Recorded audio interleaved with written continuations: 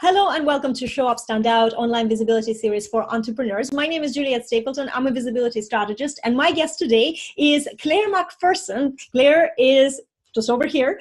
She is a creator of Own It, a mindset and strategy mastermind. And Claire is passionate about helping women build successful businesses, purpose-based, I should mention, businesses, being more of themselves in creativity and flow. Hi, Claire. Thank you so much for joining me. Hi, Juliet. It's awesome to be here. Thank you.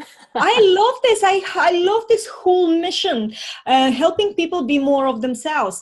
In my personal journey of building my online business, and of course I had business before I started my online journey, and not being yourself in business really affects you in a very negative way on many. It's not just the money and it's not just the clients, it's the mindset you have, it's the life you have. So this topic is so true to my heart. How did you come up with, or why are you focusing on this for your personal in your personal? Oh my gosh. Well, because of my own journey, really. I started out as a coach about 10 years ago. And my business was obviously a totally different thing back then. But one of the things that I struggled with all the time, I first trained as a coach mainly because I wanted to coach myself, right? I was like, actually, I'd like a few of these tools to help me. But then as I started to try and build a business, what I realized was I kept trying to fit myself in a box. I kept trying to follow this imaginary rule book. I kept thinking I need to look like this to be successful, or be saying this to be successful, or be selling this to be successful. And so all the time I was kind of pulling out and trying to be other people and other things. And I think that as you say, that has an impact in so many ways. It makes building a business really difficult. It takes away the joy. It makes you always you go into that comparison with other people all the time. Oh, they're doing it better than me. Should I be doing that? Should I be doing this? You lose your self-confidence because you think, well, people don't want me. I've got to put on this mask. I've got to put on this front. And actually, the whole reason that people start their own businesses is because they want to be more free. They want to be more of themselves. They want to have more fun. They want to make more money. And when you put up that mask, when you're less of yourself, you don't get any of those things. So it was kind of my personal journey of actually learning that the more that I am in my business, the more that my business has grown and flourished over the years. And every single time I've almost unleashed that next level of myself, that I've kind of found this a new depth and let it out.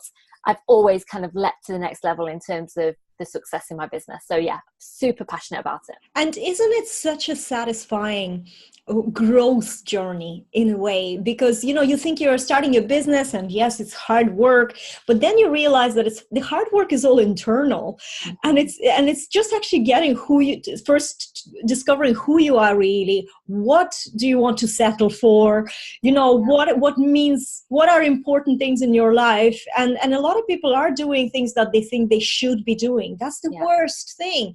I know I started last year. You were one of the first people in my online space when I started. I remember last spring 2017, and I was still, I came in, I had my own digital marketing agency for 6 years or 5 years before, but I was working with local clients. It was never something that you have to put yourself out there in a completely new space. So of course there's a lot of information. And the information has positive things that it can educate you or show you the way, but it also can distract you or give you too much, and then you're overwhelmed and you don't know what you're doing. And then you start listening to advice, and sometimes listening to too much advice is also bringing you nowhere. And what happened to me was that I had this gut feeling what I should be doing. And then I started following, people, and I got sidetracked because it was just too much advice. And somebody said, well, why don't you focus on this other thing?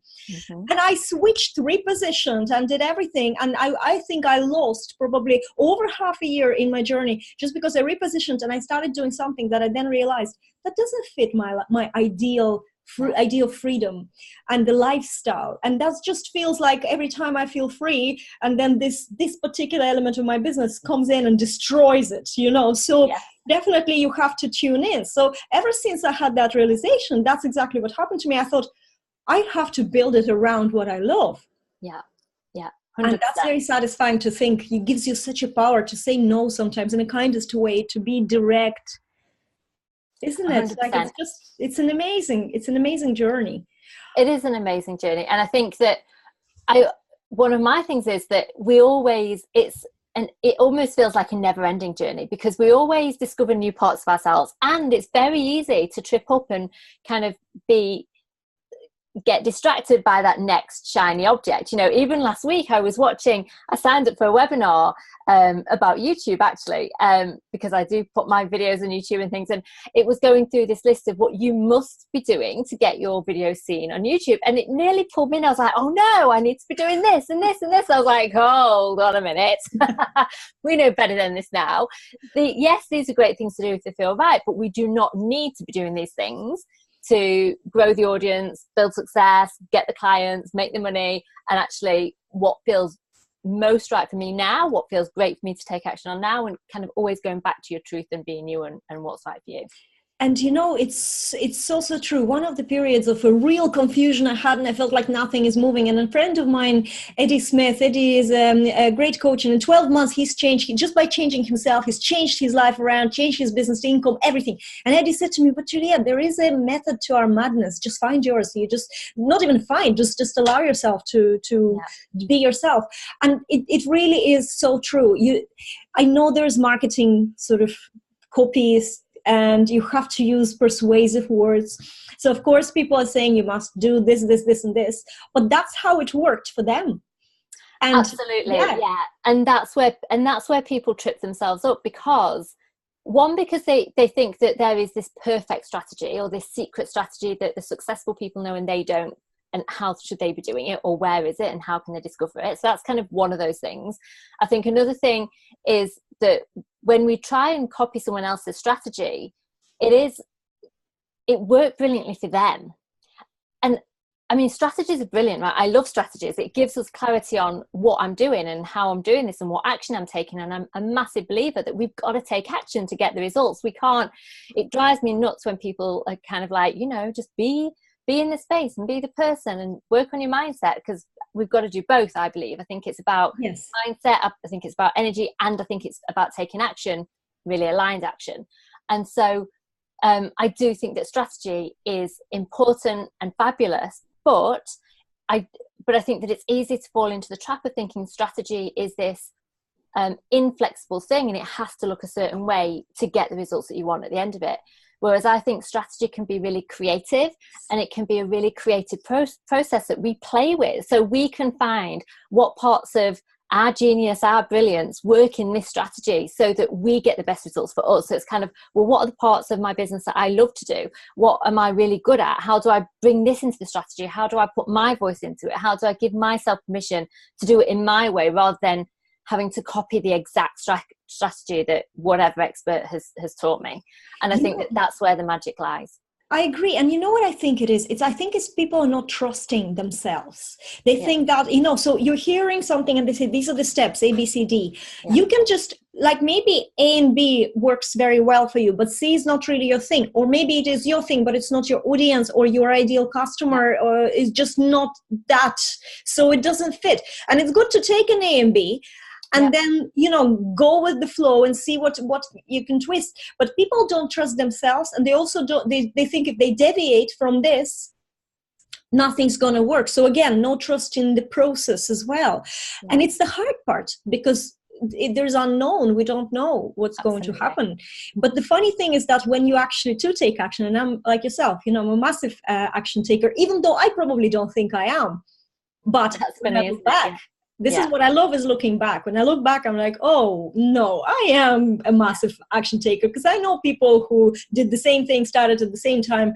And, you know, there's a big difference where I am and where they are. And, you know, it depends on your objective, but it depends on how you just trust. Trust is a big word, I think. But then another thing you just mentioned, it's like people thinking that they need to work on their mindset. Of course, you need to work on on your mindset, more allowing yourself and loving yourself more than anything. You know, it's more about like really allowing yourself. But in terms of money, you know, there are a lot of people, and myself included, for a long time, for many years, living in that kind of fear. And even when I had one year, such a good year, well, maybe not good for online business marketing standards, but for kind of like a normal business, all of a sudden I was making so much money and it was great. And you know what my brain did? It started being negative. It started being negative about people who are paying me money. It started being so negative. It law of attraction, in 3 months, all of a sudden I lost all that income. And I did notice that later on, thinking about it. I thought the moment the goodness came in, I did not allow it. It was about me finding any reason and being angry and being resenting people who are so ready to pay me a huge amount of money because I didn't feel like I deserve it or something like that. So how do you receive wealth with ease? I know that you talk about it a lot. Yeah, absolutely. So I think this is the part where mindset is huge when it comes to our business, right? Because it is literally the thing that stops the wealth and the money from coming in or allows it in with ease.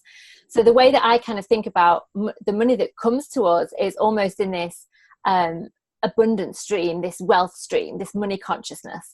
And it's like this beautiful, big, bubbling, river that absolutely flows, and it's fabulous, and you can feel the energy in it, right? And that's how money should feel in our lives. That's how that stream of abundance should feel in our lives. But what happens is that we have these little kind of mind beavers that think that for some reason it's not safe to allow that river to flow. It's not safe to keep allowing that money to come in, that, I'm not worth it. You have to work harder.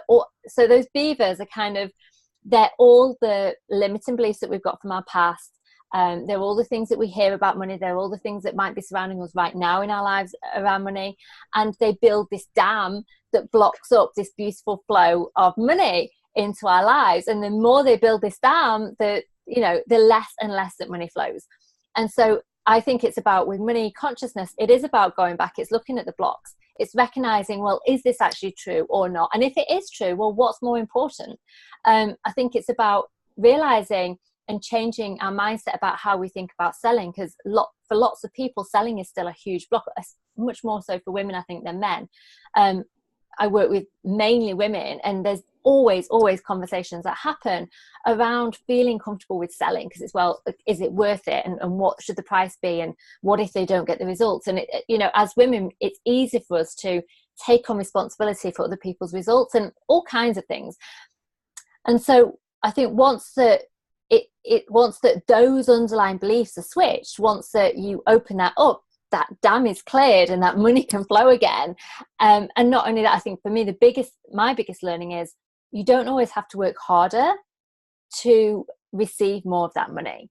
And I think that we can all get really, really busy doing the small things, almost kidding ourselves that we're building our business. And I've definitely been there at times in my past.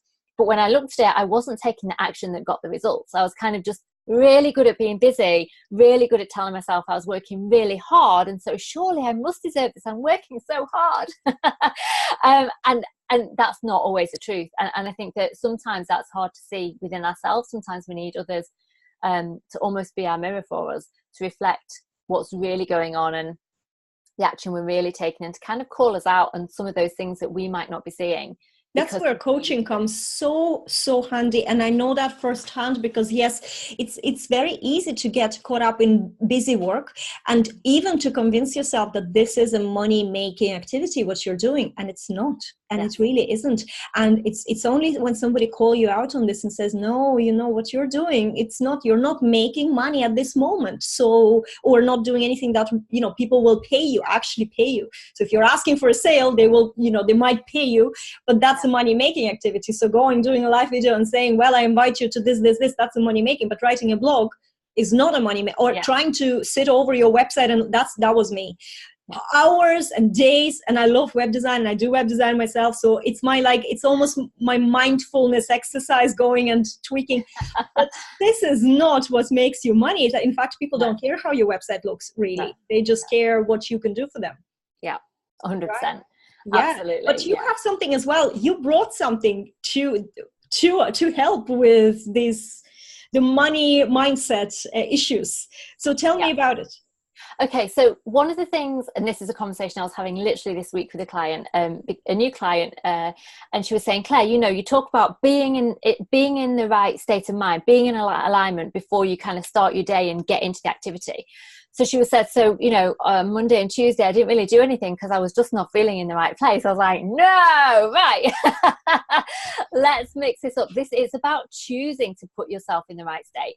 And I'm a big, big believer that the best thing that we can do for ourselves, both in the morning and at night, is to get ourselves into the right place. It's to remind ourselves of who we truly are. It's to remind ourselves of what we're capable of. It's to remind ourselves of, without the ego kind of talking us down or holding us back, like the part of us that is beyond all of that, what that part of us craves and that part of us believes. And it's about stepping into that version of us every single day.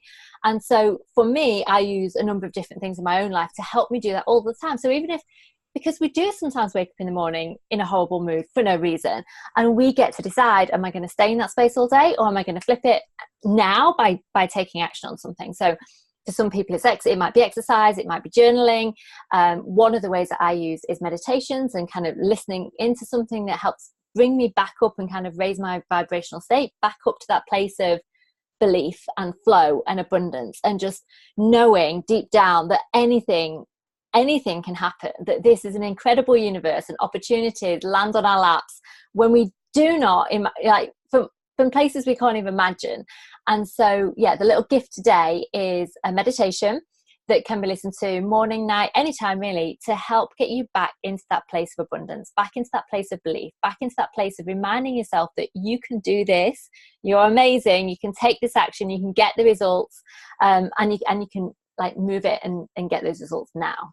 So yeah. This is such a generous gift. And I know for a fact, as somebody who would, if I fall out of the flow, even in what you just mentioned, in the middle of the day, it can happen. Yes, it can happen that you wake up groggy, and it's good to put yourself in the right mindset. But halfway through your day, something can happen, or you're just a little bit down, or, you know, anything, tired, and you need to bring yourself back into the flow. And I find something like this, something like a little audio you can just relax and listen to for several minutes. Yeah.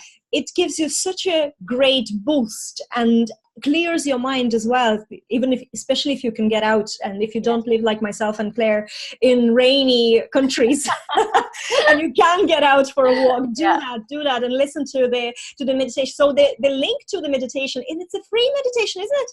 Yeah, absolutely. Yes.